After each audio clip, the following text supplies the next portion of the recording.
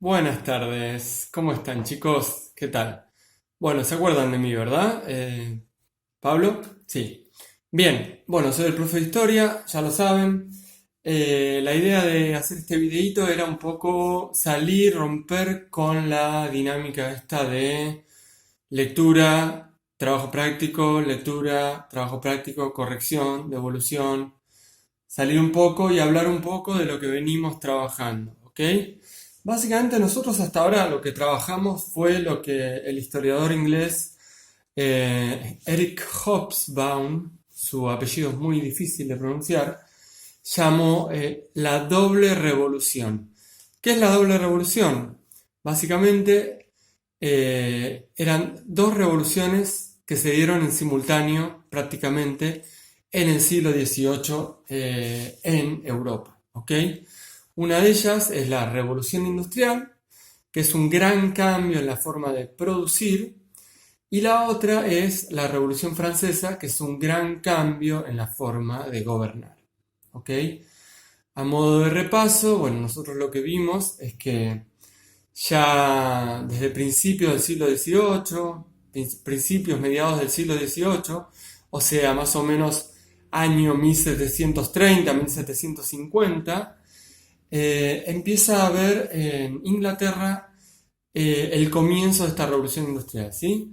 ¿Cómo es que se da? Si nos vamos unos años atrás de ese momento, lo que sucede con Inglaterra es que, bueno, Inglaterra ya saben que forma parte de Gran Bretaña, ¿ok? Gran Bretaña es como una gran isla que está formada por tres países. Inglaterra al sur, Escocia en el medio y Gales al norte, ¿ok? Bien. De esos tres países, el más, digamos, poderoso económicamente siempre fue Inglaterra, ¿ok? Bueno, Inglaterra siempre fue una potencia comercial europea y mundial, ¿sí?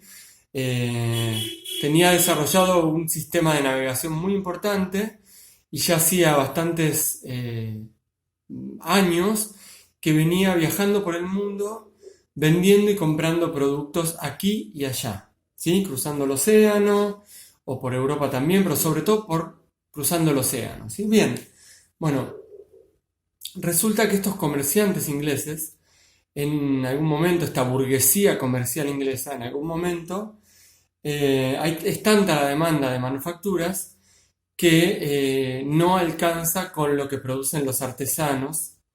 ¿Por qué? Porque los artesanos están regidos por una serie de normas muy estrictas que están dadas por los gremios artesanos, ¿sí? Que dicen cómo se tiene que hacer un producto, con qué materiales, qué precio tiene que tener. Y además, el trabajo artesanal, además es más lento porque se hace en un tallercito, lo hace el artesano, con su ayudante y dos o tres personas más. Entonces va lento, ¿sí? Entonces, ¿qué hacen esta burguesía comercial inglesa? Bueno, empieza a darle la materia prima a algunos campesinos para que en las casas, después de las tareas agrícolas y ganaderas, puedan, por ejemplo, tejer pulóveres, hacer paños de tela, etcétera, ¿sí? Y esos productos después el comerciante los vendía, ya sea en Gran Bretaña mismo o cruzando los mares en otros lugares del mundo, ¿ok? Bien, entonces, como cada vez es mayor la demanda, llega un punto en que esta burguesía comercial se da cuenta que no alcanza con lo que producen estos campesinos en su domicilio, ni tampoco con lo que producen los gremios artesanos, que finalmente los gremios artesanos se terminan disolviendo porque no pueden competir con una nueva forma de trabajo que es la fábrica. ¿Ok? La fábrica, el trabajo en la fábrica es el trabajo industrial, ¿sí? Y el gran invento que permite que se empiece a producir en las fábricas es la máquina de vapor, ¿sí? Es un-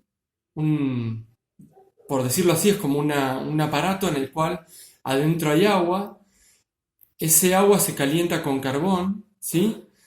Carbón da mucho calor, hace que ese agua se empiece a evaporar y ese vapor empieza a generar presión y esa presión es la que mueve una cosa que a su vez está conectada a, por ejemplo, las los telares mecánicos que se usaban en las primeras industrias y a otras máquinas como por ejemplo las locomotoras de los primeros ferrocarriles fueron a vapor, ¿sí? Y los primeros barcos también. Bueno, la máquina de vapor es una revolución porque empieza a generar un movimiento que ya no es necesario que sea un movimiento humano o no es necesario que sea el movimiento generado por un molino que está en un río, ¿sí? Es un movimiento que se genera con una máquina que uno la instala en una fábrica y motoriza el trabajo de las hiladoras mecánicas, los telares mecánicos. ¿Sí? La primera industria fuerte de la revolución industrial fue la textil. ¿Ok? Entonces lo que se produce en Inglaterra en esos años es un gran cambio no solo en la forma de producir, sino también en el trabajo. Ya el trabajo artesano o el trabajo de domiciliario de los campesinos desaparece y empiezan a aparecer la figura del obrero que trabaja en la fábrica, ¿ok?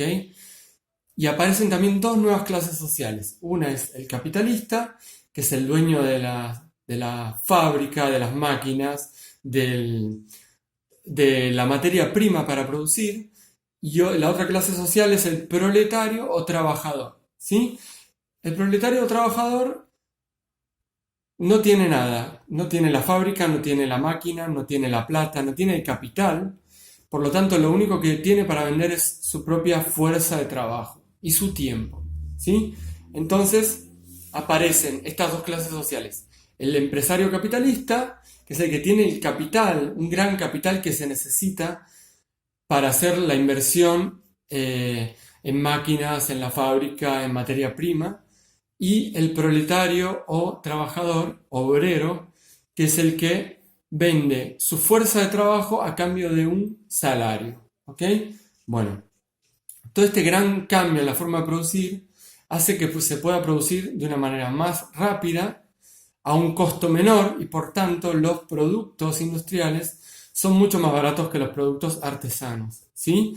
Eso hace que mucha más gente pueda comprar, y como mucha más gente puede comprar esos productos industriales, también aumenta la demanda. Cada vez es más la gente que empieza a requerir y a demandar y a comprar, querer comprar esos productos. Por lo tanto, ese capitalismo inglés que nace a mediados del siglo XVIII, empieza a necesitar importar cada vez más materias primas de otras partes del mundo. Y ahí es cuando se produce, esto no lo vimos, pero lo vemos ahora, la división internacional del trabajo. Básicamente, el mundo se divide en productores de bienes industriales, de manufacturas industriales, como el caso de Inglaterra, y en países productores de materias primas. ¿Qué son las materias primas? Es el material con el cual se produce en Inglaterra, por ejemplo, los productos manufacturados. Un ejemplo rápido y fácil. Argentina producía lana de oveja, ¿ok? Eso es una materia prima que Argentina le vende a Inglaterra. Inglaterra con esa lana de oveja hace pulóveres, mantas, etc. Y después nos lo vende a nosotros, a los argentinos. ¿Se entiende la división internacional del trabajo? Básicamente hay una serie de países centrales industrializados que producen bienes industriales y una gran serie de países periféricos que producen materias primas, ¿sí? Y que terminan comprando esos bienes industriales de los países centrales industrializados. ¿Se entiende más o menos cómo es la lógica de la revolución industrial? ¿Se entiende cómo la revolución industrial da lugar, hace que nazca un nuevo sistema económico mundial que es el capitalismo, ¿sí? Que primero aparece en Inglaterra, después se propaga a Francia, Bélgica, etc. Y finalmente se termina propagando al resto del mundo, ¿sí? A la Argentina, por ejemplo, el capitalismo llega de la mano de los capitales ingleses que vienen a comprarnos trigo, lana, carne, o sea, todo alimentos y materias primas que ellos después, en su país industrializado, procesan y convierten en bienes que tienen un valor agregado. Y esos mismos bienes son los que nos venden. ¿Sí? Digamos que dentro de esa división internacional del trabajo hay países que ganan, que son los países industrializados, y países que realmente terminan perdiendo y siendo dependientes de esas economías centrales industrializadas. ¿Sí? Bien, eso por un lado. Por otro lado, el otro tema que vimos fue la Revolución Francesa. Un gran cambio en cuanto a la forma de gobernar. ¿Sí? No hace falta que les diga que la Revolución Francesa tiene lugar en ¿qué país? Muy bien, acertaron, en Francia. Sí, bien. A ver, Francia, hasta 1789, que es el año de la Revolución Francesa, tenía un sistema que se llamaba Antiguo Régimen. ¿Sí? Básicamente el Antiguo Régimen consistía en un poder político encarnado en el rey. Era un poder absoluto, por eso hablamos de una monarquía absoluta, de un rey que gobierna como si fuera un representante de Dios en la tierra, tiene el poder absoluto y no se lo puede cuestionar ese poder, ¿sí? Eso en lo político. En lo social teníamos una sociedad con tres clases sociales. Ellos lo llamaban también estamentos o estados, ¿sí? Bueno, el primer estado era el clero, que era, digamos, la iglesia, por decirlo así. Eran propietarios de muchas tierras y los campesinos que estaban en esas tierras debían pagarle a la iglesia, al clero, el 10% de lo que producían. Eso era el diezmo, ¿sí? Después estaba el segundo estado, que era la nobleza, que eran marqueses, condes, duques, que eran también propietarios de tierra y que también recibían el tributo que pagaban los campesinos que habitaban esas tierras, ¿sí? Ni el clero ni la nobleza pagaban impuestos. En cambio, el tercer estado, que es lo que voy a hablar ahora, sí pagaban impuestos, ¿sí? Bien, el tercer estado estaba compuesto por aquellos que no eran ni nobles ni formaban parte del clero, ¿sí? Básicamente eran campesinos, obreros y las clases urbanas, que era la burguesía, ¿ok? La burguesía, sobre todo la alta burguesía, había empezado a acumular cierto poder económico, no político, pero sí cierto poder económico, al igual que esa burguesía inglesa comercial que nombré antes, ¿sí? Entonces, la burguesía, muchos de ellos trabajaban para la corte del rey, otros eran abogados, otros eran doctores, otros eran contadores, algunos eran comerciantes, grandes comerciantes, medianos comerciantes, pequeños comerciantes, había algunos artesanos, ¿sí? Y después estaba el pueblo llano, que estaba formado por pequeños comerciantes, campesinos, obreros, jornaleros, etc. Bueno, ¿qué tenían en común todos estos actores sociales del tercer estado? Lo que tenían en común es que no tenían privilegios como la nobleza y el clero y tenían que pagar impuestos, ¿sí? Obviamente no era la misma, no era la misma situación la de un burgués, no sé, abogado o comerciante, que la de un campesino que estaba en el campo y encima tenía que pagarle impuestos al rey y al noble o a la iglesia, ¿ok? Bien, bueno, ese tercer estado vivía, como les dije, sin privilegios, tenía que pagar impuestos, ¿sí? Y lo que sucede en los años previos a la Revolución Francesa, 1787, 1788, es una gran crisis económica en Francia que se debe a tres factores. Uno es las guerras en las que participaba Francia y también la ayuda que dio Francia a Estados Unidos para independizarse de Inglaterra. La otra causa eran los grandes gastos y los lujos con los que vivía el rey Luis XVI y la reina María Antonieta, ¿sí? Y la tercera causa era que venían de 2 años de muy malas cosechas y había una gran escasez de trigo, de papa. Entonces había, además de mucha pobreza y crisis económica, había mucho hambre, ¿sí? Ante esta crisis, el rey convoca a los estados generales, que era como una gran asamblea en la cual se discutía, se reunían los tres estados, o sea, se reunía el rey, que formaba parte del segundo estado, que era la nobleza, el clero y el tercer estado, ¿sí? Bien. El tema es que en los estados generales surgieron grandes quejas y demandas del tercer estado que exigían que el rey no tuviera ese poder absoluto que tenía, exigían que la nobleza y el clero también paguen impuestos. Bueno, exigían un montón de cambios políticos y sociales que les dieran más oportunidades como tercer estado. ¿Ok? Bueno, como el rey no permite el voto por cabeza y quiere que haya un voto por estamento, hay una gran protesta del tercer estado y hay algunos sectores del primero y del segundo estado que apoyan al tercer estado. Ante esto, el rey cierra las sesiones, expulsa al tercer estado de los estados generales, y es ahí que el tercer estado forma lo que fue la Asamblea Nacional, ¿sí? Que se reunía con el objetivo de crear una constitución que convirtiera a Francia en una nación más igualitaria y más justa, ¿sí? Las ideas que empapaban a muchos de estos miembros del tercer estado eran las de la Ilustración, que decían que a través de la razón el ser humano podía acceder a un mundo más justo, más igualitario, y donde no haya grandes poderes autoritarios como el del rey, ¿sí? Básicamente los ilustrados creían que la soberanía residía en el pueblo, no en el rey ni en Dios, ¿sí? Entonces ese es el gran cuestionamiento que le hacen.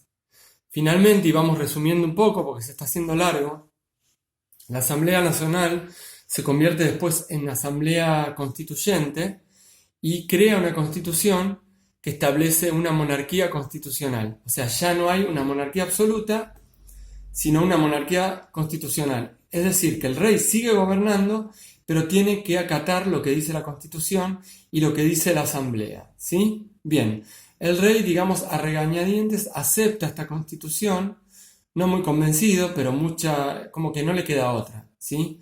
Bien. Pero en secreto, el rey y la reina se escapan disfrazados de criados hacia Austria, que es la nación de María Antonieta, porque quieren desde allá contraatacar y ponerle fin a la Revolución Francesa, ¿sí? Bien, son atrapados y son metidos en prisión.